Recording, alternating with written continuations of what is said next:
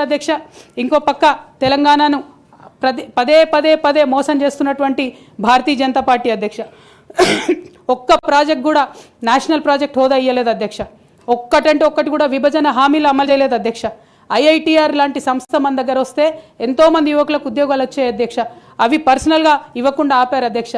అనేక కంపెనీలకు అయితే మీరు మహారాష్ట్ర బోండి గుజరాత్ బోండి అని చెప్పి భారతీయ జనతా పార్టీ పెద్ద నాయకులు చెప్పి ఇక్కడ యువకులకు అన్యాయం చేశారు అధ్యక్ష.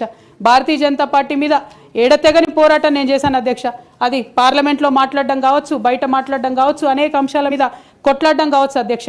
ఇంత చేస్తే కేసీఆర్ గారి మీద కక్షతో అధ్యక్ష ఆఖరికి నన్ను జైల్లో కూడా పెట్టడం జరిగింది అధ్యక్ష. అయినప్పటికీ ఏనాడు మా పార్టీ నాకు అండగా నిలబడలేదు అధ్యక్ష.